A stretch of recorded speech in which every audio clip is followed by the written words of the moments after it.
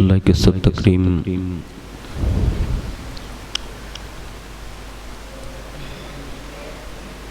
نبی رہے حضور شفیق ملت شہزادہ حضور محسن ملت حضور سید سرکار سید محمد شفیع میاں بابو قادری رزاقی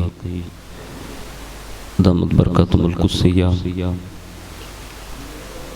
ارد العزیز مداح رسول بلبل باغ رسالت فاضل گرامی حضرت علامہ مولانا سید محمد ایوب میاں بابو قادری الجیلانی دامت برکاتہم القدسیہ امام و خطیب قادری مسجد اونا بلبل باغ زاہدیت چمنستان قادریت کے مہکتے ہوئے پھول شہزادہ غوث اعظم حضور سید سرکار سید محمد التمش میاں بابو قادری الجیلانی دامت برکاتہم العالیہ و دیگر معزز باوقار سادات کرام علماء بالاحترام گرامی قدر برادران اسلام السلام علیکم ورحمۃ اللہ وبرکاتہ۔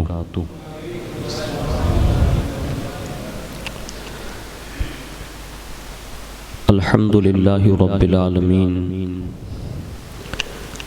والعاقبۃ للمتقین والصلاة والسلام علی سید الانبیاء والمرسلین وعلی آلہ واصحابہ وازواجہ وذریاتہ واہل بیتہ وابنہ الغوث الاعظم الجیلانی اجمعین، اما بعد فاعوذ باللہ من الشیطان الرجیم، بسم اللہ الرحمن الرحیم۔ انہم کانوا یسارعون فی الخیرات ویدعوننا رغبا ورہبا وکانوا لنا خاشعین، صدق اللہ العظیم وصدق رسولہ النبی الامین المختار الکریم ونحن علی ذلک لمن الشاہدین والشاکرین والحمد للہ رب العالمین۔ یہ سب سے پہلے مذہب اہل سنت والجماعت یعنی کہ مسلک اعلیٰ حضرت کے قدیم دستور کے مطابق ہم سب کے آقا و مولا حضور سرب انور سیدنا محمد الرسول اللہ صلی اللہ تعالیٰ علیہ وآلہ وسلم کے دربار گہر بار میں جی لگا کر درود پاک کی نظریں پیش کر لیں۔ اللہم صلی وسلم وبارک علی سیدنا مولانا محمد النبی الامی الحبیب العالی القدر العظیم الجاہ وعلی آلہ وصحابہ وبارک وسلم۔ نبی اور آل نبی پر ایک بار اور محبت سے جی لگا کر درود شریف پڑھ لیں۔ اللہم صلی علی سیدنا مولانا محمد معدن الجود والکرم وعلی آلہ وصحابہ وبارک وسلم۔ صلاۃ و السلام علیک یا رسول اللہ صلی اللہ تعالی علیہ وآلہ وسلم۔ حصول برکت کے لیے ایک بار اور محبت سے جی لگا کر درود شریف پڑھیں۔ اللہم صلی علی سیدنا مولانا محمد معدن الجود والکرم وعلی آلہ وصحابہ وبارک وسلم۔ صلاۃ و السلام علیک یا رسول اللہ صلی اللہ تعالی علیہ وآلہ وسلم۔ اللہ رب العزت کی توفیق سے اور اس کے پیارے حبیب صلی اللہ تعالی علیہ وآلہ وسلم کی خصوصی نگاہ عنایت سے بارگاہ حضرت سیدنا ابو بکر صدیق رضی اللہ تعالی عنہ اور بارگاہ سیدہ کائنات ماں خاتون جنت رضی اللہ تبارک و تعالی عنہ میں اپنا خراج پیش کرنے کے لیے ہم اور آپ حاضر ہیں۔ اللہ رب العزت ان دونوں نفوس قدسیہ کی خیرات ہماری نسلوں کو بھی عطا فرمائیں، دنیا اور آخرت دونوں میں ان نفوس قدسیہ کی سچی پکی محبت عطا فرمائیں اور ان کے نقوش پر چلتے ہوئے زندگی گزارنے کی توفیق عطا فرمائیں۔ میں اپنی گفتگو کا آغاز بارگاہ سیدہ کائنات ماں خاتون جنت رضی اللہ تبارک و تعالی عنہ میں چند اشعار جو عشاق نے اس عظیم المرتبت بارگاہ میں خراج پیش کیے ہیں اس کو نظر کرتے ہوئے عرض کرنے کی سعادت حاصل کرتا ہوں، کاش رسول کریم صلی اللہ علیہ وسلم کی وہ عظیم الشان شہزادی اگر قبول فرمائیں تو یہ ہم سب کے لیے نجات کا ذریعہ بن جائیں۔ کسی نے یوں عریضہ پیش کیا ہے کہ سکون قلب محبوب خدا فاطمہ زہرا، سکون قلب محبوب خدا فاطمہ زہرا، خدا ہی جانتا ہے اور کیا ہے فاطمہ زہرا، خدا ہی جانتا ہے اور کیا ہے فاطمہ زہرا، اور مجسم پہ کرے صدق و صفا ہیں فاطمہ زہرا، مجسم پہ کرے صدق و صفا ہیں فاطمہ زہرا، سراپا نور محبوب خدا ہیں فاطمہ زہرا، سراپا نور محبوب خدا ہیں فاطمہ زہرا، اور ہے کیوں حیرت کہ ممتاز النساء ہیں فاطمہ زہرا، ہے کیوں حیرت کہ ممتاز النساء ہیں فاطمہ زہرا، رسول اللہ کے دل کا ٹکڑا ہیں فاطمہ زہرا، رسول اللہ کے دل کا ٹکڑا ہے فاطمہ زہرا، اور سوالی آپ کے در سے کوئی خالی نہیں جاتا، سوالی آپ کے در سے کوئی خالی نہیں جاتا، کہ بنت سرور جود و سخا ہیں فاطمہ زہرا، بنت سرور جود و سخا ہیں فاطمہ زہرا، اور پوری کائنات آج بھی سراپا ادب بن کر اگر کہیں خراج پیش کرتی ہے تو اس در کو در فاطمی کہتے ہیں، اور یہ اس عظیم الشان در کی میں بات کر رہا ہوں کہ جب وہ بقید حیات ظاہری طور پر جب دنیا میں جب تک بقید حیات رہیں، سید الملائکہ حضرت سیدنا جبریل امین علیہ السلام بھی بغیر اجازت کے ان کے دروازے میں داخل نہیں ہوتے تھے، یعنی اللہ رب العزت نے اتنی بڑی شان کی ملکہ آپ کو بنایا۔ اور آگے عرض کرتے ہیں کہ سیدہ کا وہ چلنا پھرنا اٹھنا بیٹھنا سیرت صورت کیسی تھی، تو اللہ اکبر کیسے محبین لوگ تھے وہ آپس میں۔ خود حضرت عائشہ صدیقہ رضی اللہ تعالیٰ عنہ کی ایک روایت کی نشاندہی کرتے ہوئے یہ شاعر کہتے ہیں کہ جناب عائشہ فرماتی ہیں سیرت میں صورت میں، جناب حضرت عائشہ فرماتی ہیں سیرت میں صورت میں، یہ لگتا ہے کہ گویا مصطفیٰ ہے زہرا، یوں لگتا ہے کہ گویا مصطفیٰ ہیں فاطمہ زہرا، اور حبیب احمد مختار ہیں اصحاب میں حیدر، حبیب کہتے ہیں پیارا عزیز، حبیب احمد مختار ہیں اصحاب میں حیدر، تو مستورات میں خیر النساء ہیں فاطمہ زہرا، تو مستورات میں خیر النساء ہیں فاطمہ زہرا۔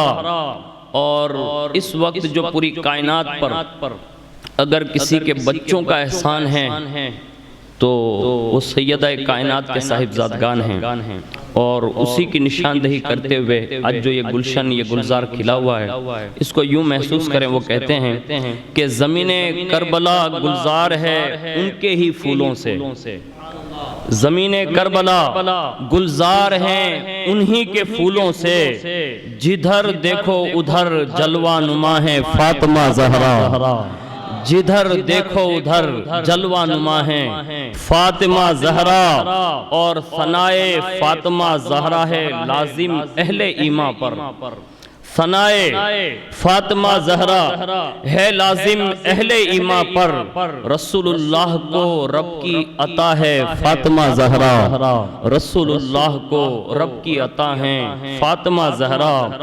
اور پوری دنیا سنیت کے لیے یہ جو شاعر اسلام ہیں بہت ہی بہترین پیغام دیتے ہوئے یہ انہوں نے مقطع کہا ہے، اللہ ان کی ان مقطع کو قبول فرما کر اس مقطع کی خیرات ہماری نسلوں کو بھی نصیب فرمائیں۔ کہتے ہیں کہ بروز حشر خاکی یہ وسیلہ کام آئے گا، بروز حشر خاکی یہ وسیلہ کام آئے گا کہ بنت شافع روز جزا ہیں فاطمہ زہرا۔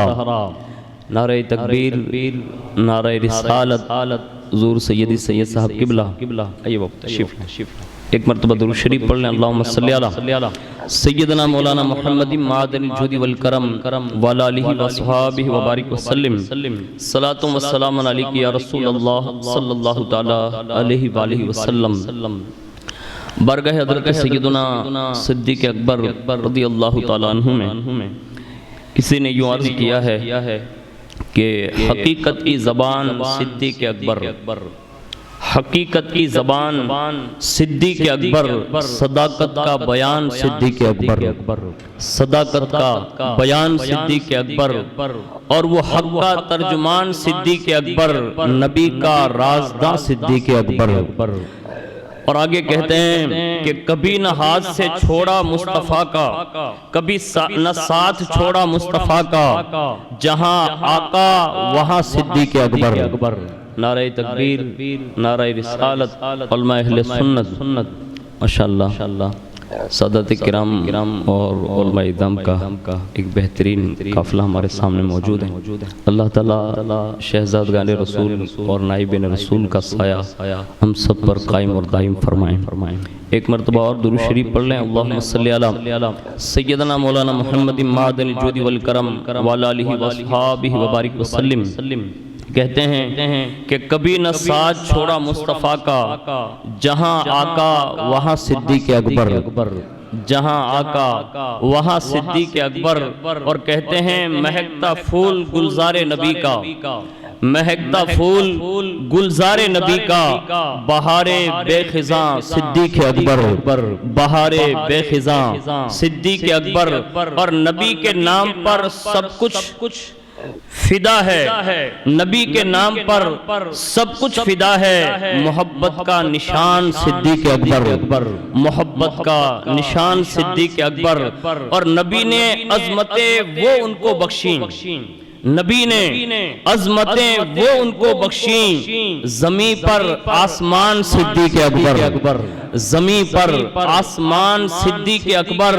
اور وہ پہلا یار محبوب خدا کا، وہ پہلا یار محبوب خدا کا، وقار دل رباں صدیق اکبر، وقار دل رباں صدیق اکبر۔ اور آخر میں نیازی صاحب کہتے ہیں کہ نیازی میں اور ان کے وصف لکھوں، نیازی میں اور ان کے وصف لکھوں، کہاں میں اور کہاں صدیق اکبر، کہاں میں اور کہاں صدیق اکبر۔ ایک بار اور محبت سے جی لگا کر درود شریف پڑھ لیں۔ اللہم صلی علی سیدنا مولانا محمد معدن الجود والکرم وعلی آلہ وصحابہ وبارک وسلم۔ صلاۃ و سلام علیک یا رسول اللہ صلی اللہ تعالی علیہ وآلہ وسلم۔ آج ہم اور آپ ایک بابرکت شخصیت کا عرس منانے اور ایک بابرکت شخصیت کی ولادت پاک کا جو ہے جشن منانے یہاں حاضر ہوئے ہیں، اور چند باتیں ان کی سیرت مبارکہ سے جو ہے چند گوشے مختلف چیزیں آپ کے سامنے پیش کرنے کی سعادت حاصل کروں گا۔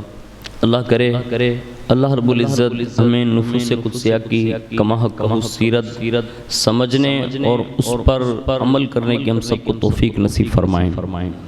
اللہ رب العزت نے بڑے اوصاف اور کمالات سے حضرت سیدنا صدیق اکبر رضی اللہ تعالیٰ عنہ کو نوازا تھا۔ ان میں سے ایک وصف قرآن فہمی، یعنی قرآن کو سمجھنا، اور یہ بہت بڑا وصف تھا جو اللہ تعالیٰ نے رسول اللہ کی عطا سے حضرت سیدنا صدیق اکبر رضی اللہ تعالیٰ عنہ کو عطا فرمایا تھا۔ جیسا کہ روایت میں ہے کہ حضرت سیدنا اسود بن ہلال رضی اللہ تعالیٰ عنہ سے مروی ہے کہ حضرت سیدنا ابو بکر صدیق رضی اللہ تعالیٰ عنہ نے اپنے رفقا سے فرمایا، یعنی جو ساتھی لوگ تھے ان سے فرمایا کہ ان دو آیتوں کے بارے میں آپ لوگ کیا کہتے ہیں؟ وہ دو آیتیں یہ تھی، پہلی آیت یہ پڑھی آپ نے، ان الذین قالوا ربنا اللہ ثم استقاموا، ترجمہ یہ ہے کہ بے شک وہ جنہوں نے کہا ہمارا رب اللہ ہے پھر ثابت قدم رہے۔ دوسری آیت آپ نے تلاوت فرمائی الذین آمنوا ولم یلبسوا ایمانہم بالظلم، فرمایا وہ جو ایمان لائے اور اپنے ایمان میں کسی ناحق کی آمیزش نہ کی۔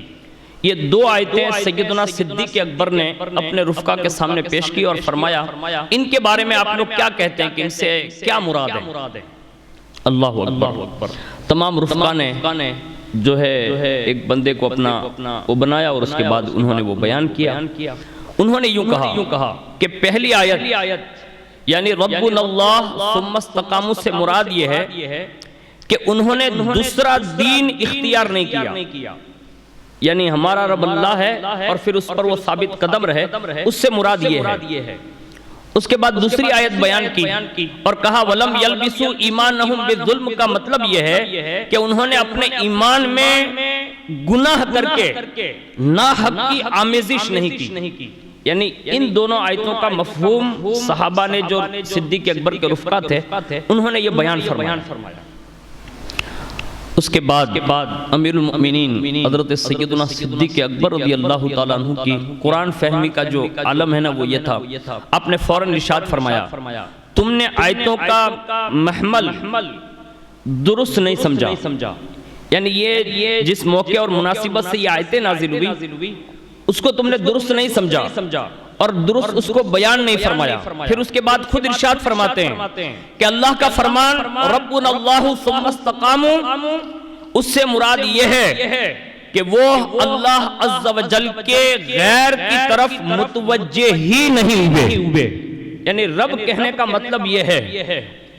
دیکھیے یہ سب تشریف لائیں، نعرہ تکبیر، نعرہ رسالت، نعرہ حیدری، ماشاءاللہ۔ ایک مرتبہ درود شریف پڑھیں، اللہم صلی علی سیدنا مولانا محمد معدن الجود والکرم وعلی آلہ وصحابہ وبارک وسلم، صلاۃ و سلام علیک یا رسول اللہ صلی اللہ تعالی علیہ وآلہ وسلم۔ اس کے بعد دوسری آیت آپ نے ارشاد فرمائی کہ اللہ رب العزت کا یہ فرمان وَلَمْ يَلْبِسُوا إِيمَانَهُمْ بِالظُّلْمِ، اس کا مطلب یہ ہے کہ انہوں نے اپنے ایمان میں شرک کی آمیزش نہیں فرمائی۔ یہ دو مفہوم پیش کر کے اپنے رفقا کے سامنے قرآن فہمی کا وہ مظاہرہ فرمایا جس سے اندازہ یہ ہوتا ہے کہ حضرت سیدنا صدیق اکبر رضی اللہ تعالیٰ عنہ جو ہے حضور کے وہ اولین ترین شاگرد ہیں جنہوں نے قرآن عظیم کو اس انداز میں سمجھا بھی اور دوسروں کو سمجھانے کی مطلب کوشش بھی فرمائی۔ اسی میں سے ایک بہت مشہور صورت ہے جسے ہم اور آپ سورہ نصر کہتے ہیں، یعنی اذا جاء نصر اللہ والفتح، یہ جب نازل ہوئی اور اس کے بعد جب حضور نے حدیث شریف بیان فرمائی اس آیت کے حوالے سے اور جب سب صحابہ سن رہے تھے تو بظاہر آیت کا مفہوم دیکھنے کے بعد یہ لگتا ہے کہ یہ تو بہت بڑی خوشخبری ہے، یعنی صحابہ کے چہرے پر جو ہے ایک سرخی چھا گئی تھی، یعنی مسکراہٹیں تھی کہ اس میں تو بہت بڑا اعلان ہے اور اللہ کی مطلب بہت بڑی شان کا بھی اعلان ہے۔ اس انداز میں انہوں نے اس کو اپنے ذہن میں بٹھانے کی کوشش کی، لیکن قرآن فہمی پر قربان جائیں صدیق اکبر کی کہ اس وقت سب صحابہ تو اپنی شان کے لائق یوں سمجھ رہے تھے، لیکن صدیق اکبر اس آیت کو سننے کے بعد یعنی سورہ نصر کو سننے کے بعد آپ کی آنکھوں میں آنسو آ گئے اور آنسو لانے کی وجہ جب معلوم کی گئی تو پتا چلا کہ ہم اور آپ جو سمجھ رہے ہیں کہ اس آیت کا مفہوم یہ ہے، اس سے مراد یہ نہیں ہے بلکہ اس صورت میں رسول اللہ کے تشریف لے جانے کا اعلان ہے۔ یعنی اس انداز میں آپ نے قرآن خود سمجھا بھی اور دوسروں کو سمجھایا بھی۔ اب ہماری اور آپ کی کمزوری یہ ہو گئی کہ ہماری نسلیں، ہمارے جوان، ہمارے بوڑھے قرآن سے بڑے دور ہو گئے۔ یقیناً عرس منانا یہ بہت بڑی سعادت ہے، میں قطعاً اس کی مخالفت نہیں کرتا، میں یہ بہت وسیع الظرف ہو کر آپ سے عرض کر رہا ہوں عرس سب کا منانا چاہیے، یعنی ہمارے یہاں تو اولیاء سے لے کر صحابہ تک، یہاں تک کہ ہم حضور کا میلاد بھی مناتے ہیں، غوث پاک کی 11ویں مناتے ہیں، منانا چاہیے، لیکن صرف 2 دن یاد نہیں رکھنا چاہیے، یعنی ایک صرف وصال کا دن اور صرف ولادت کا دن نہیں، بلکہ اس کے درمیان جو انہوں نے یہ کام کیے نا، قرآن سے ان کی وابستگی سنیں آپ، سیدنا صدیق اکبر رضی اللہ تعالیٰ عنہ نے پہلی ہجرت کا جو ارادہ کیا نا، وہ صرف اس بنیاد پر تھا کہ آپ جب قرآن پڑھتے تھے تو لوگوں نے اعتراض کیا، اور اس اعتراض پر انہوں نے کہا کہ آپ قرآن نہیں پڑھ سکتے زور سے، یعنی قرآن کے پڑھنے پر پابندی لگائی، تو آپ نے فرمایا مکہ تو چھوڑ سکتا ہوں، قرآن پڑھنا بند نہیں کر سکتا۔ آج ہماری کمزوری یہ ہو گئی، اب دیکھ لیں پوری دنیا کی بات میں کر رہا ہوں، آپ کے اونا کی بات نہیں کر رہا ہوں، ہمارے یہاں اتنا قرآن فہمی تو بہت دور کی بات ہے، آج ہم اپنی نمازوں میں کما حقہ قرآن صحیح پڑھنے والے لوگ نہیں رہ سکے۔ اب کسی کو بھی پوچھے نا تو آپ کو مطلب حیرت ہوگی کہ یا اللہ یہ امت پر کیسا دور آ گیا، کیونکہ ہم نے صرف فضائل سنے، کمالات سنے، ان کی زندگی کے یہ باب کبھی نہیں سنے۔ اس لیے آج سے یہ کوشش کریں کہ زندگی میں اگر اللہ نے چند سال بھی اور چند لمحے بھی دیے نا، تو کم از کم قرآن کم از کم اتنا تو درست سیکھ لیں کہ کم از کم اپنی نماز درست کر سکیں۔ ہاں، اس لیے کہ صحابہ نے وہ قرآن پڑھا ہے جس کی کوئی مثال پیش نہیں کر سکتا۔ حضرت سیدنا فاروق اعظم، حضرت عبداللہ ابن مسعود وغیرہ بڑے بڑے صحابہ جو گزرے ہیں، حضرت عبداللہ ابن عباس، انہوں نے قرآن اس شان سے پڑھا ہے کہ حضرت فاروق اعظم رضی اللہ تعالیٰ عنہ کے بارے میں مشہور ہے کہ صرف سورہ بقرہ انہوں نے 12 سال میں ختم فرمائی ہے۔ اب انہوں نے کس افہام و تفہیم کے ساتھ مطلب انہوں نے پڑھی ہوگی حضور سے، اب ان کی تو شان ہی نہیں ڈالی ہے، لیکن میں آپ سے عرض کرتا ہوں کہ اس زمانے میں حکم ان کے لیے یہ تھا کہ 100% آپ کا عمل ہونا چاہیے، یعنی پڑھنے میں بھی پڑھانے میں بھی 100% ان کا عمل ہونا چاہیے۔ ہمارے لیے اس وقت حکم یہ ہے کہ کم از کم 99% چھوڑ دو، 1% تو ضرور عمل ہونا چاہیے، لیکن آج ہمارے پاس 1% بھی نہیں ہے۔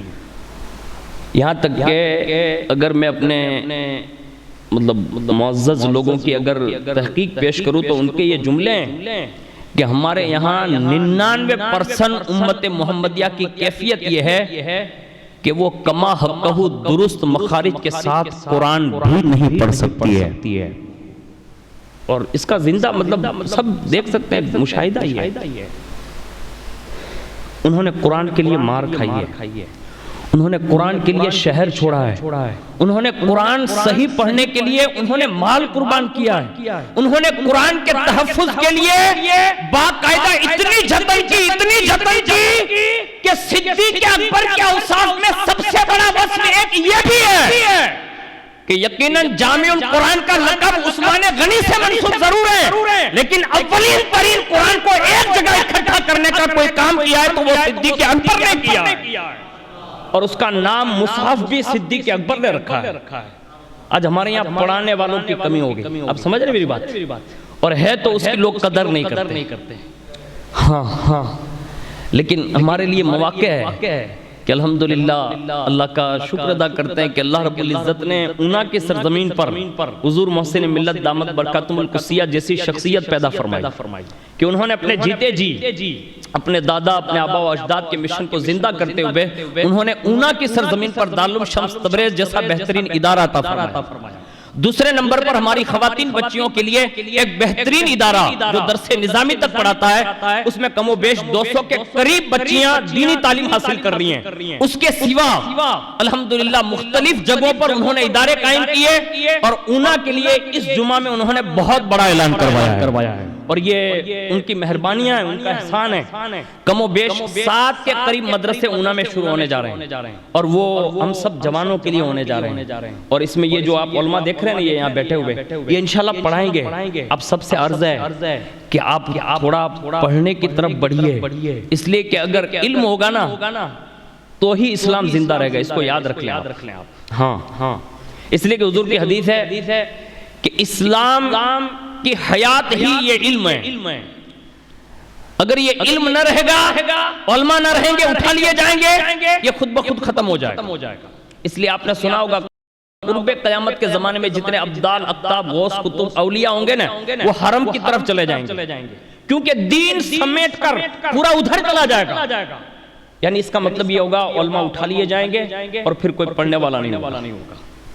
اور ایک حدیث شریف کا مفہوم یہ ملا تو مجھے حیرت ہے کہ اللہ اکبر، کیا امت پر ایسا بھی دور آئے گا؟ رسول اللہ کی صراحت کے ساتھ یہ حدیث پاک ہے کہ میری امت پر ایک دور ایسا بیتے گا کہ اسے صرف لا الہ الا اللہ کے سوا کچھ یاد نہیں ہوگا۔ یہ حقیقت ہے۔ آج ہمارے یہاں ثنا یاد نہیں ہے، ہمارے یہاں جو تشہد میں بیٹھتے ہیں نا، التحیات یاد نہیں ہے۔ کئی ادارے، کئی مکاتب شروع ہیں نا، تو ان علماء سے میں ملتا ہوں تو وہ بیچارے شکایت کرتے کہ بچے آتے نہیں ہیں۔ اور ہمارے یہاں یہ سسٹم بنا ہوا ہے کہ وہ یہ پروگرامات ہوتے ہیں تو اسی کو ہم نے سب کچھ، یہ سب کچھ نہیں ہے، سب کچھ مدرسہ ہے، اس کو یاد رکھ لیں۔ اس لیے کہ رسول اللہ کی بارگاہ میں جو سب سے پہلی درسگاہ لگی نا، اسی درسگاہ نے دنیا کو صدیق اکبر عطا فرمایا ہے۔ اسی درسگاہ نے عمر بن خطاب جیسا دلیر اور باشجاع ایک ایسا فرد دیا ہے کہ جس نے جیتے جی قرآن فہمی، تفسیر قرآن، مدارس اور علمی تحقیقات پر اتنا بڑا کام کیا ہے کہ دنیا اس کی مثال پیش نہیں کر سکتی۔ اور یہی وہ درسگاہ رسول ہے کہ جہاں سے حضرت عثمان ذو النورین جیسا جامع القرآن عطا فرمایا ہے۔ اور اسی درسگاہ رسول سے حضور نے امیر المؤمنین حضرت سیدنا باب مدینۃ العلم علی المرتضیٰ جیسا عظیم الشان فرد عطا فرمایا۔ یہ درسگاہی تو کا فیضان تھا نا، ہم نے الگ ٹاپک گڑھ لیا، یہ ملا لوگ ہیں، یہ فلاں لوگ، یہ ذہن دیا جا رہا۔ ملا کی اہمیت اگر آپ کو سمجھ میں آ جاتے ہیں کہ ملا کس کو کہتے تھے تو آپ ملا کہنا بند کر دیں گے۔ ہاں، اس لئے کہ ملا جامی نے، ملا جیون نے جو نام سنتے ہیں نا، یہ پہلے بہت بڑا لقب تھا۔ جیسے آج علامہ کی حالت ہے، جیسے لفظ علامہ بولتے ہیں نا، یعنی کم پڑھے لکھے میرے جیسے، جس کو املا نقل بھی میرے جیسے کو نہیں آتے، اس کو بھی لوگ علامہ لکھ دیتے ہیں۔ اور اگر نہ لکھے، خالی مولانا لکھے نا، تو لوگ ناراض بھی ہو جاتے۔ اور یہاں حال یہ ہے، صدیق اکبر کی کیفیت یہ تھی کہ کسی نے خلیفۃ الرسول یا خلیفہ کہہ دیا نا تو کہا نہیں، مجھے یہ نہ کہیں میں اس قابل نہیں ہوں۔ یعنی یہ کیفیت ہے ان کی۔ آج ہمارے یہاں علم کو بدنام کرا دیا گیا، علماء کو بدنام کرا دیا گیا۔ یہ دینی جلسے جلوس جس میں امر بالمعروف اور نہی عن المنکر کیا جاتا تھا نا، اس کو روک تھام کی کوشش کی گئی۔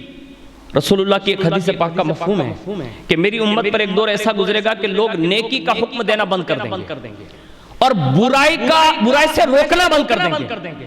اور صحابہ نے جب اش کرتے ہوئے کہا کہ حضور ایسا بھی دور آئے گا، حضور نے کہا اس سے بھی بڑا دور آئے گا۔ کہا کیا؟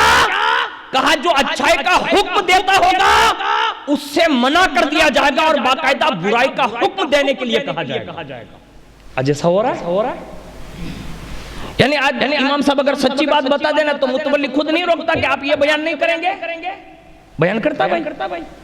آج تک آپ نے کبھی سنا کہ کسی ڈاکٹر کو، جس کے پاس آپ لے جاؤ کسی کو، مریض کو، اور ڈاکٹر یہ کہنا کہ اس کا آپریشن کرنا پڑے گا تو کوئی یہ کہتا کہ نہیں آپریشن نہیں کرنا یوں؟ کیوں نہیں کہتا بھائی؟ کہ ڈاکٹر نے تو خبر ہے نا کاما ہوں کرو جوئیے، یعنی لوگ یہ کہتے ہیں۔ یعنی دنیا کی سائنس کا پڑھا لکھا بندہ یہ کہہ رہا ہے کہ اس کو وہی کرنا چاہیے جو وہ جانتا ہے۔ آج ہمارے یہاں حالات یہ بنے ہوئے، امام صاحب کو کہا جاتا آپ یہ تقریر نہیں کریں گے۔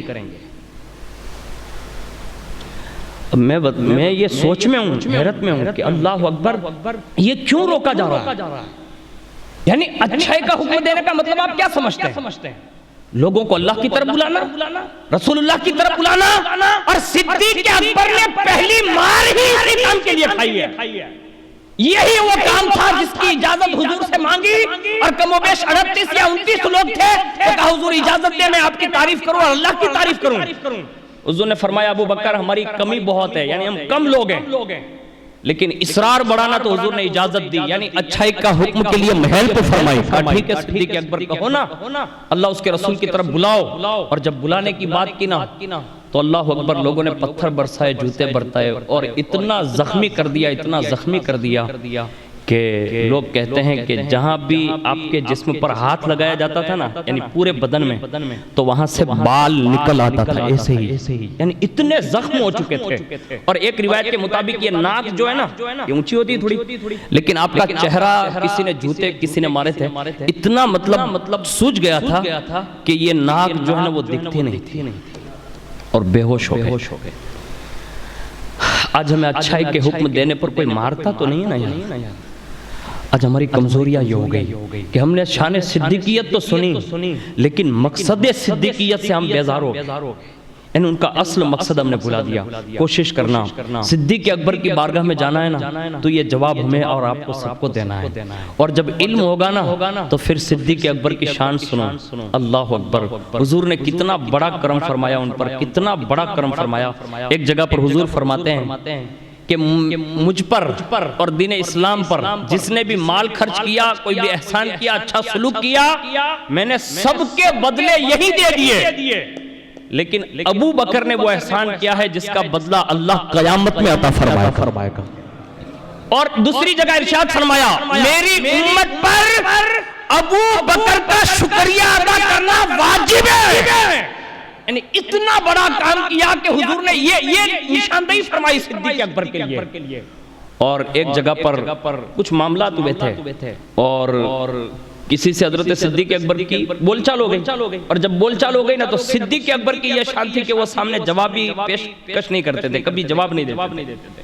ایک دن ایسا ہوا کہ جب بول چال ہو گئی نا تو سیدھے حضور کے پاس دوڑ کر آ گئے اور عریضہ پیش کیا کہ حضور میرے سامنے فلاں نے ایسا مجھے بول دیا، تو کہا آپ نے کہا میں نے کچھ نہیں کہا۔ جب حضور نے یہ صدیق اکبر کے بارے میں سنا نا تو حضور منبر پر تشریف لائے اور لوگوں کو تنبیہ کرتے ہوئے ارشاد فرمایا تمہیں کیا ہو گیا، تم اس فرد پر زبان درازی کرتے ہو جب تمہارے سب کے دروازے میرے لیے بند تھے تب ابو بکر نے اپنا دروازہ کھول رکھا تھا، جب تم سب نے مال مجھ سے روک لیا تھا اس وقت سارا مال صدیق اکبر میرے قدموں میں ڈال رہا تھا، جب لوگ مجھ پر ٹوٹ پڑتے اور اس وقت میری پشت پناہی کے لیے سب سے پہلا آگے بڑھتا تھا تو وہ ابو قحافہ کا بیٹا ابو بکر صدیق آگے بڑھتا تھا۔ یعنی حضور نے یہ کہہ کر لوگوں کو تنبیہ دی، کہا ابو بکر کی شان میں کچھ نہ کہیں۔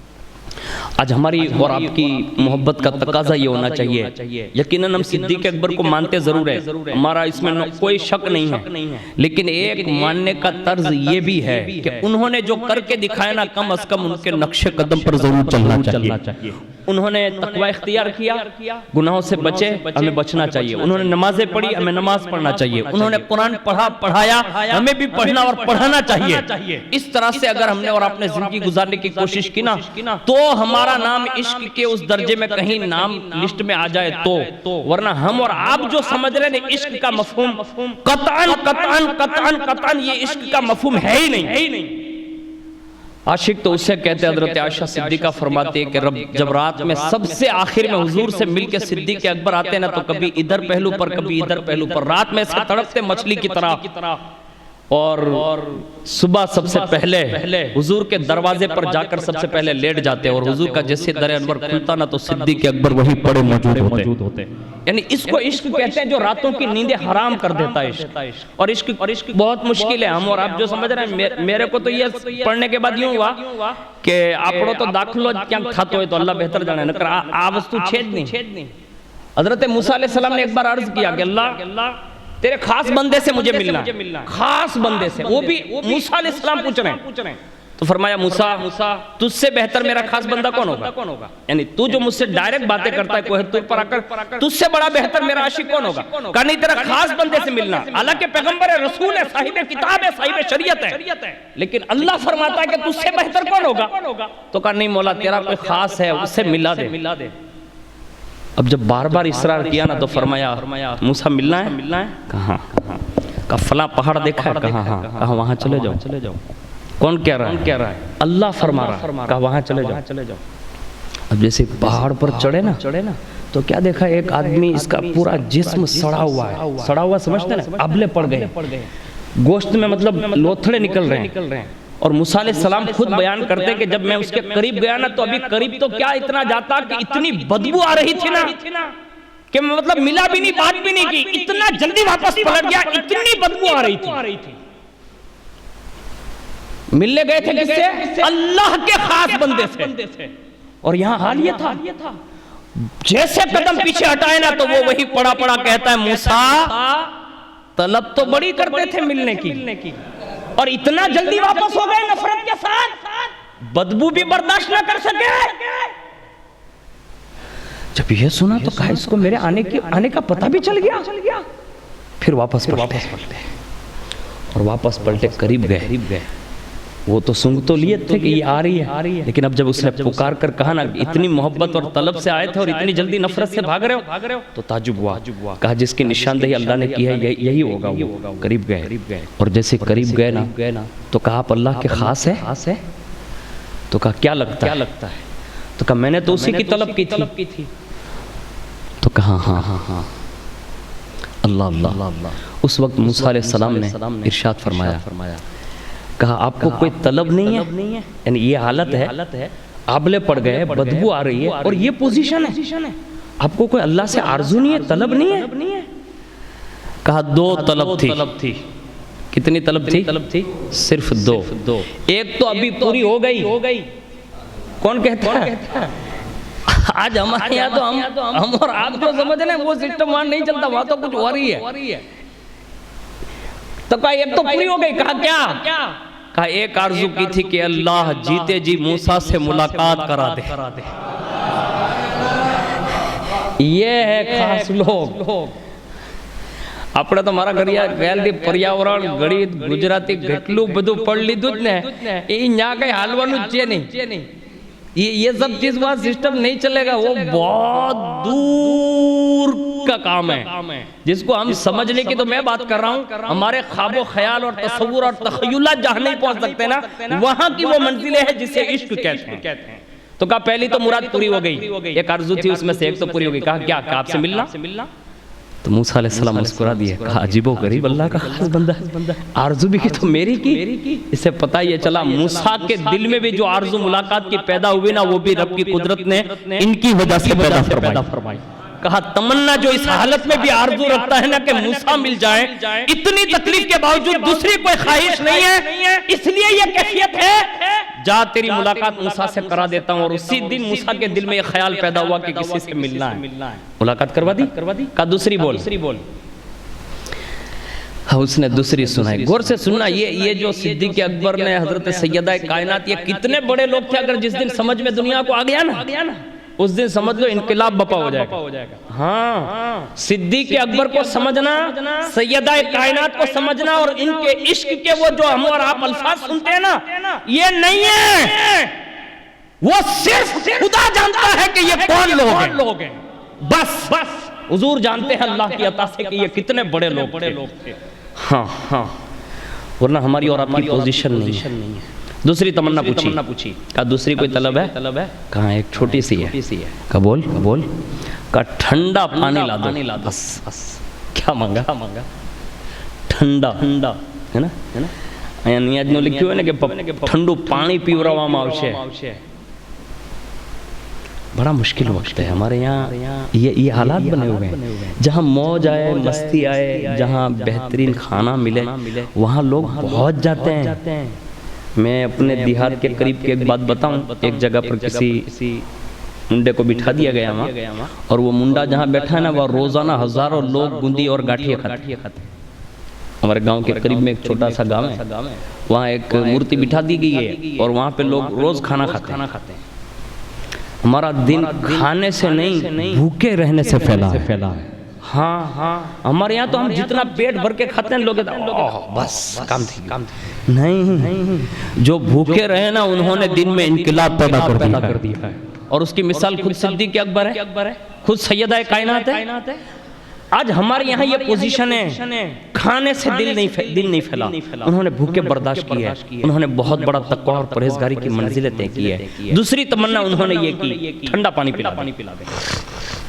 موسیٰ علیہ السلام نے فرمایا اتنی بڑی آرزو، یعنی ایک چھوٹی سی آرزو کا ٹھنڈا پانی، بس ایک دوسری یہی خواہش ہے. فوراً موسیٰ علیہ السلام فرماتے ہیں میں پہاڑ سے نیچے اترا اور جلدی سے پانی لے کے اوپر پہنچا.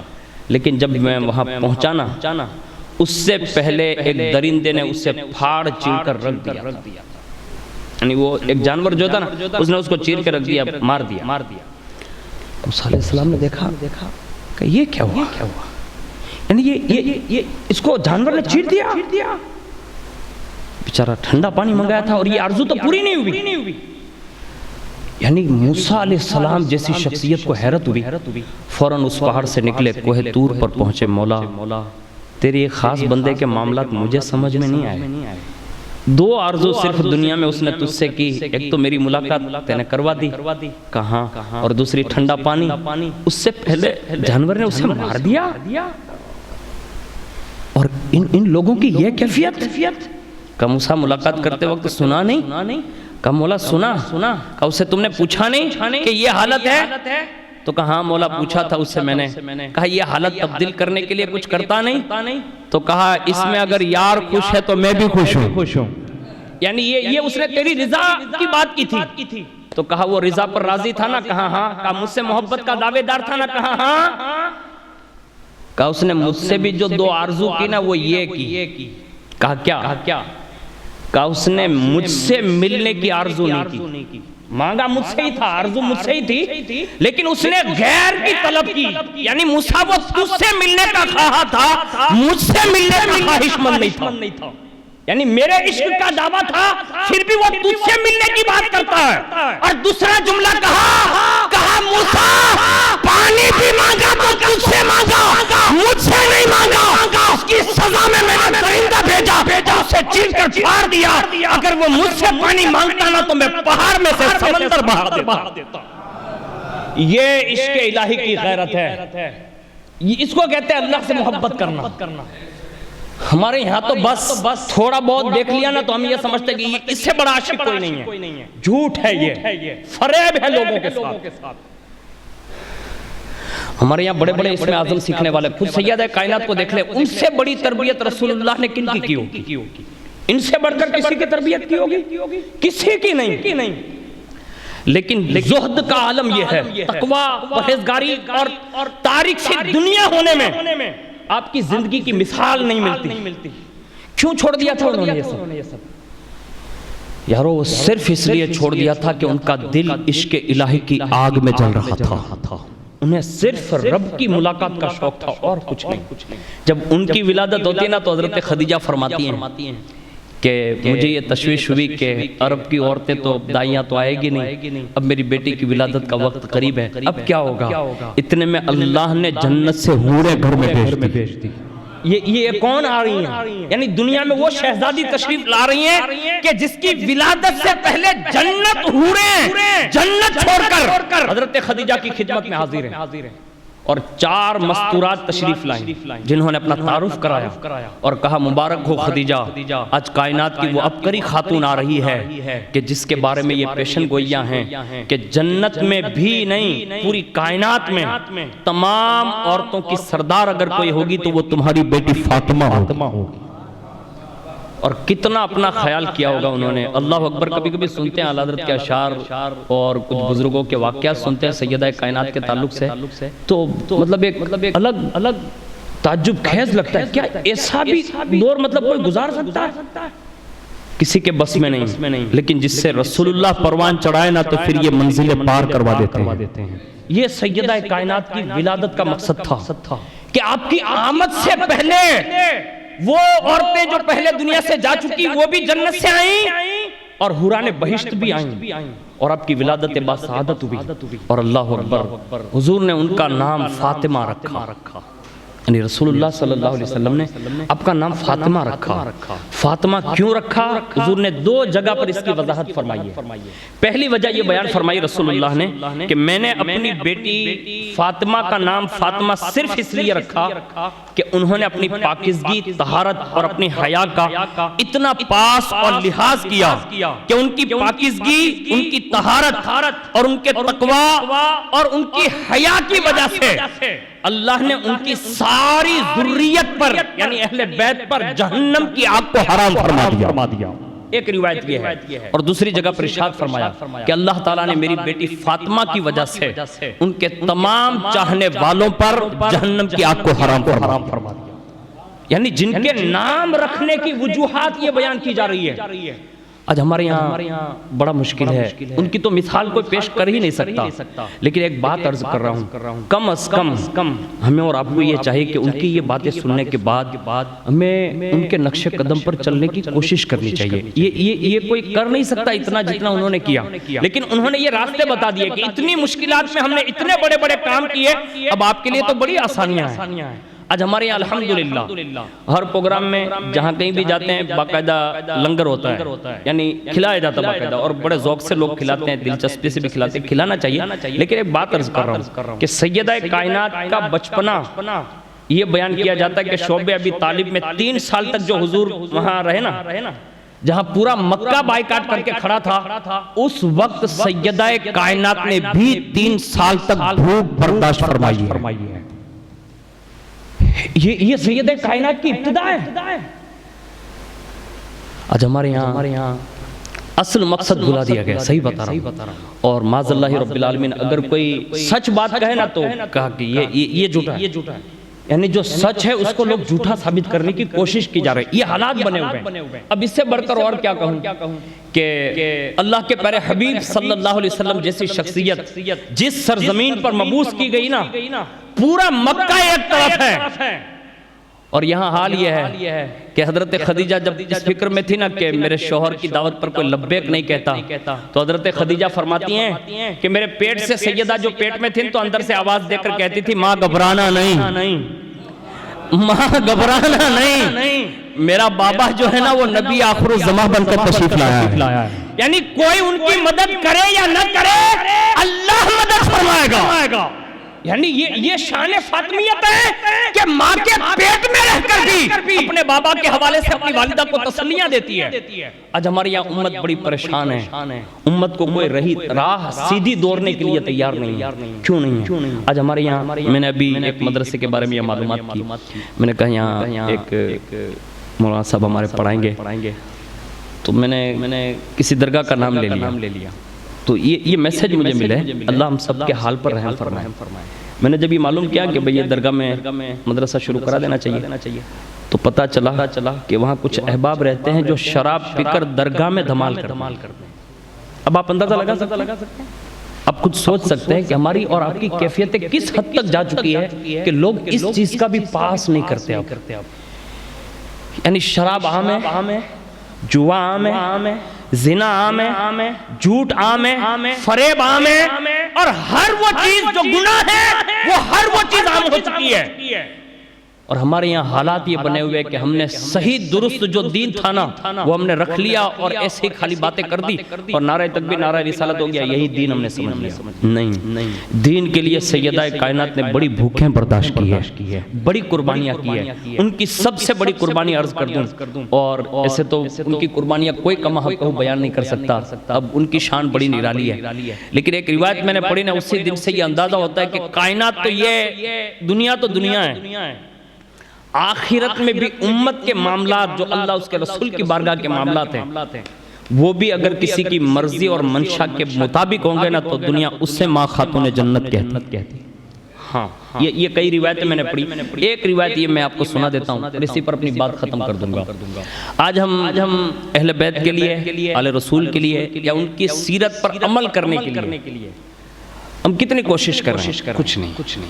ہم ان کو کتنا خوش کر رہے ہیں؟ کچھ نہیں۔ کیا وہ وکھانوں سے خوش ہوتے ہیں؟ میں ایک سوال آپ سے پوچھتا ہوں کہ صرف وکھان کرنے سے وہ خوش ہو جائیں گے؟ آؤ میں تمہیں رسول اللہ کی سیرت کا ایک پہلو بتا دوں تاکہ آپ کو اندازہ ہو جائے کہ خالی تعارف سے وہ خوش نہیں ہوتے، ان کے کام پر عمل کرنے والوں سے وہ خوش ہوتے ہیں، ان کے مشن کو زندہ کرنے والوں سے وہ خوش ہوتے ہیں۔ رسول اللہ صلی اللہ علیہ وسلم کو ایک مرتبہ ابو جہل نے دونوں ہاتھوں سے پکڑ لیا، کن کو؟ سیدہ کائنات کے بابا کو، جن کی وجہ سے کائنات بنی ہے۔ اس ابو جہل نے، خبیث نے جو ہے حضور کو دونوں ہاتھوں سے پکڑا اور آپ کے سر انور کو جو ہے ایسے کعبے کی دیوار پر ایسے پٹنے لگا۔ حضور کی پیشانی یعنی سر انور باقاعدہ خون جو ہے پھٹ گیا سر انور۔ اور جب اس حد تک حضور صلی اللہ علیہ وسلم کو اس بدبخت نے جب تکلیف دی کہ حضور لو لہان ہو گئے، حضور کے سر انور سے خون نکل رہا، اس وقت حضور کے والد بزرگوار تو پہلے سے ہی دنیا سے تشریف لے گئے تھے، اور حضور کے لیے کوئی ایسی جگہ نہیں تھی۔ حضور نے دین کا کام شروع کیا تھا۔ اب جیسے ہی ابو جہل نے اتنی سخت دشمنی میں یہ کام کیا نا، یعنی آپ کو اتنی بڑی تکلیف دی کہ آپ کے سر انور جب آپ گھر پہنچا نا تو ایک روایت یہ ملتی ہے کہ رسول اللہ کے گھر میں اس وقت ان کے سر پر پٹکا باندھنے کے لیے کوئی رومال بھی موجود نہیں تھا۔ پٹی بھی موجود نہیں تھی. غالباً حضرت خدیجہ نے اپنا دوپٹہ یا حضرت امیر حمزہ حضرت امیر حمزہ کی بیوی جو تھی انہوں نے یا ان کی کنیز نے دوپٹہ دیا اور انہوں نے حضور کے سر پر وہ پٹہ باندھا. یعنی حضور کے پاس تو اس وقت بظاہر کچھ موجود نہیں تھا، اور جب حضور کے سر انور کو وہ پٹے سے باندھ دیا گیا، اب حضور کی کیفیت سنو یارو. اس وقت رسول اللہ جو ہے کونے میں بیٹھ کر اسے گھٹنے کھڑے کر کے ایسے ہاتھ پر ہاتھ، گھٹنوں پر ہاتھ، اور ایسے سر انور رکھ کر ایسے بیٹھ گئے، اور حضور کی آنکھوں سے آنسو جاری ہے. حضرت امیر حمزہ کی بیوی نے دیکھا، ان کی کنیز نے دیکھا. اب عورتیں ہوتی ہیں، ان کو تو مطلب کیا ہو، تو انہوں نے کچھ کہا نہیں. پوچھا، خبرحال پوچھی تو پتہ چلا کہ ابو جہل نے مارا ہے. اتنے میں حضرت امیر حمزہ رضی اللہ تعالیٰ عنہ جو ابھی تک اسلام نہیں لائے تھے، شکار کے لیے گئے ہوئے تھے، اور اس زمانے میں عرب کا ایک فخریہ وصف تھا شکار کرنا. اور وہ جب شکار کر کے لاتے نا تو آگے رکھ کر لاتے تھے اور بڑی شان سے وہ آتے تھے. تو حضرت امیر حمزہ رضی اللہ تعالیٰ عنہ جو بڑی شان سے تشریف لائے اور آتے ہیں انہوں نے اپنی کنیز اور بیوی کے سامنے ایسے وہ شکار جو لائے تھے نا وہ ایسے پھینکا، یعنی فخریہ طور پر. اس وقت بیوی دروازے پر جو کھڑی تھی نا اس نے کہا، حمزہ یہ بہادری نہیں ہے، یہ بہادری نہیں ہے. کہا کیوں؟ میں نے اتنا بڑا شکار میں مار کے لایا ہوں اور یہ بہادری نہیں ہے. کہا یہ بہادری نہیں ہے، تمہارے بھائی عبداللہ کے در یتیم کو ابو جہل اتنا مارے کہ ان کا سر بھی زخمی کر دے اور آپ اپنے آپ کو بہادر کہتے ہیں. یعنی غیرت دلائی. جب غیرت دلائی نا تو حضرت امیر حمزہ اسی جگہ سے واپس ہوئے. کہا کہاں ہے میرا بھتیجا؟ کہا یہیں کونے میں. جیسے حضور کے پاس گئے، دیکھا حضور کو، اور حضور کو دیکھ کر واپس ہوئے، اور واپس ہو کر ابو جہل کی تلاش میں گئے، اور وہ حرم میں ہی مل گیا. حضرت امیر حمزہ نے اس کو مطلب پکڑا، اور جیسے اس نے مطلب حضور کو کیا تھا ایسے اس کو پٹکا، خوب پٹکا، یہاں تک کہ اس کو لولہان کر دیا، یعنی بدلہ لیا. صرف حضور کی خوشی کے لیے واپس آئے، اور واپس آ کر کہا بھتیجے خوش ہو جاؤ، میں نے ابو جہل کو ایسا ہی مارا جیسا تم کو اس نے مارا ہے. اس وقت حضور نے اپنا سن انور ایسے اونچا کر کے حضرت امیر حمزہ کو دیکھ کر فرمایا، چچا میں اس بات پر خوش نہیں ہوں کہ آپ نے ابو جہل کو مارا ہے. حالانکہ ان کی غیرت تھی، انہوں نے کام صحیح کیا تھا، لیکن حضور نے یہ کہا میری خوشی اس میں نہیں ہے. کہا تو؟ کہا محمد کی خوشی یہ ہے کہ کلمہ پڑھیں آپ مسلمان ہو جائیں. کلمہ پڑھ کر میرے دین میں آ جائیں نا تو محمد عربی خوش ہے. بس یہ جملہ حضرت امیر حمزہ کے دل میں کیا لگانا، وہی کہا بھتیجے اگر تو اسی میں خوش ہے، آج سے حمزہ بھی کلمہ پڑھتا ہے اور تیرے دامن سے وابستہ ہو جاتا ہے.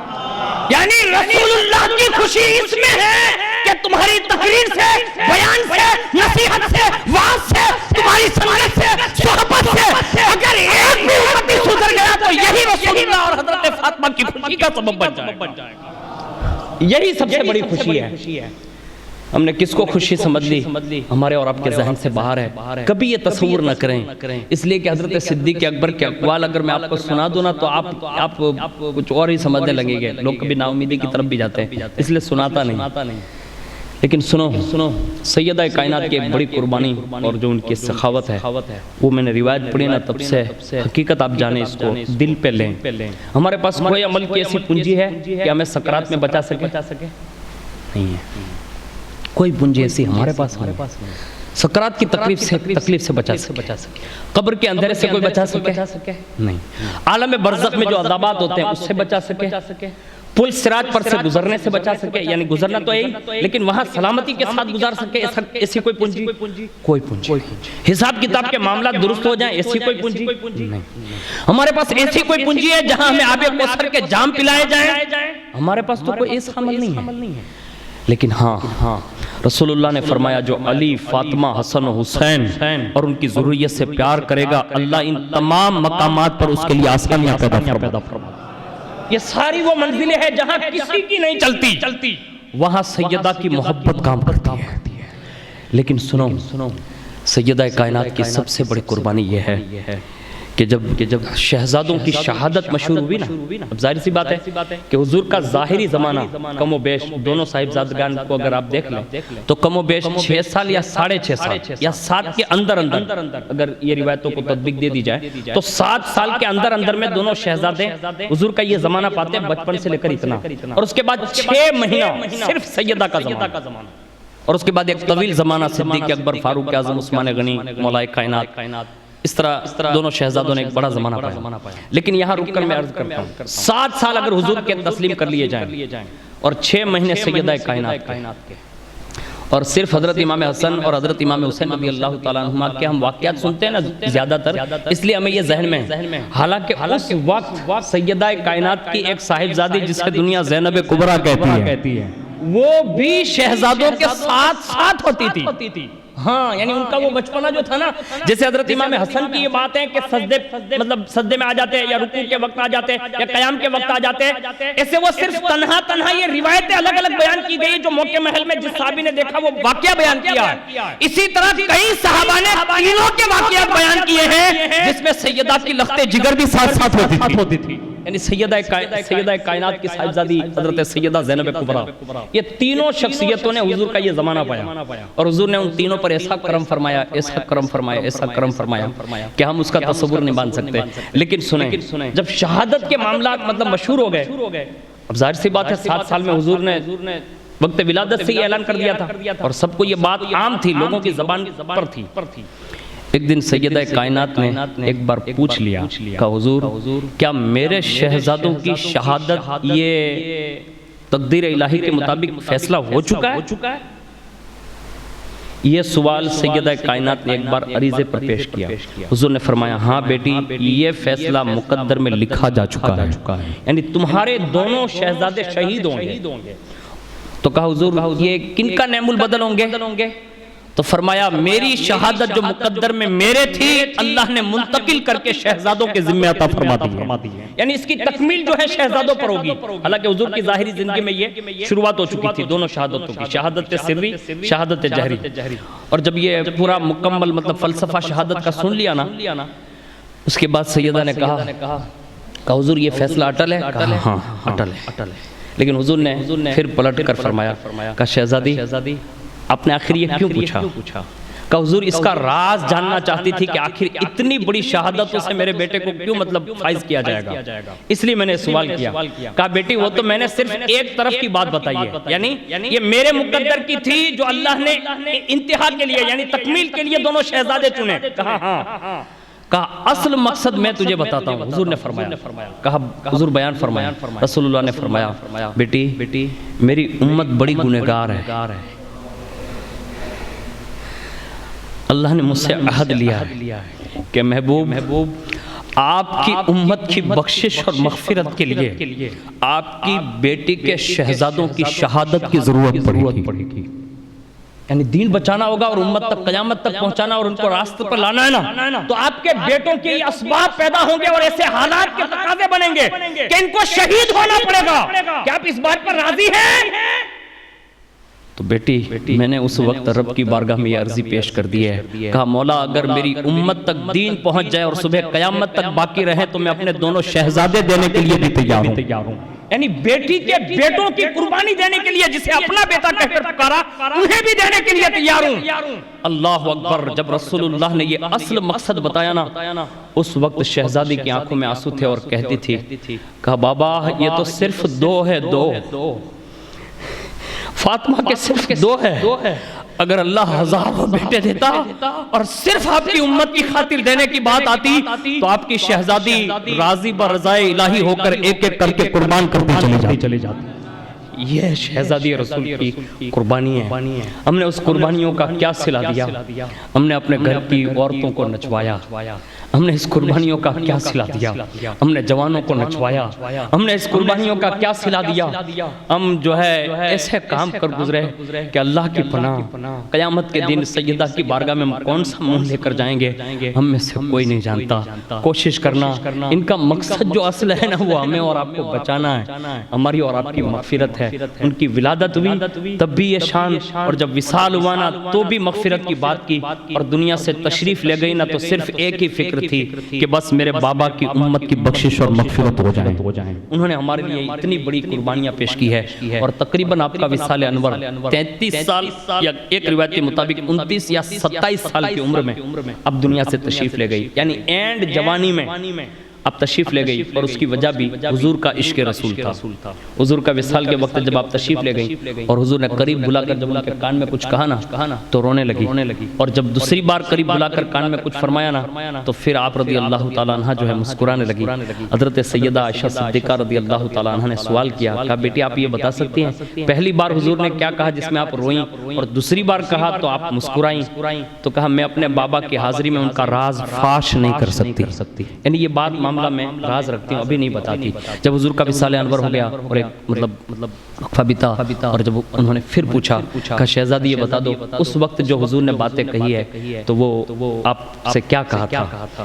تو اس وقت حضرت سیدہ کائنات نے فرمایا کہ جب میں حضور کے پہلی بار سرگوشی کے لیے گئی اور حضور نے مجھے جو کان میں بات فرمائی نا وہ یہ فرمائی تھی، کہا سیدہ ان قریب میں تم سے رخصت ہونے والا ہوں، یعنی دنیا سے میرا پردہ ہو جائے گا، میں وصال کرنے والا ہوں۔ بس حضور کے ہجر میں یعنی فراق میں، حضور کی جدائی میں اس وقت میں رونے لگی کہ بابا آپ مجھ سے جدا ہو جائیں گے۔ اللہ اکبر۔ اس کے بعد فرمایا جب دوبارہ مجھے بلایا نا مجھے روتا دیکھ کر، تو میں جب دوبارہ گئی نا تو میرے بابا نے مجھ سے کان میں یہ ارشاد فرمایا، کہا بیٹی گھبرانا نہیں، اہل بیت میں سے سب سے پہلے میری ملاقات تمہاری ہی ہوگی۔ یعنی دنیا سے 6 ماہ کے بعد فوری طور پر سیدہ کا تشریف لے جانا، مولا کائنات خود فرماتے ہیں کہ جب سے حضور دنیا سے تشریف لے گئے تب سے لے کر آخری وقت تک کسی نے بھی سیدہ کائنات کو مسکراتے نہیں دیکھا تھا۔ یہ ان کا عشق رسول تھا جو اللہ نے ان منزل پر انہیں فائز فرمایا تھا۔ اللہ سے دعا کرتے ہیں اللہ تعالیٰ ہمیں آپ کو سب کو صدیق اکبر فاروق اعظم یہ سیدہ کائنات کی سچی محبت عطا فرمائیں، ان کے نقش قدم پر ہم سب کو چلنے کی توفیق عطا فرمائے، کہنے سننے میں کوئی خطا سرزد ہوئی ہو اللہ رب العزت اپنے خاص فضل سے معاف فرمائیں۔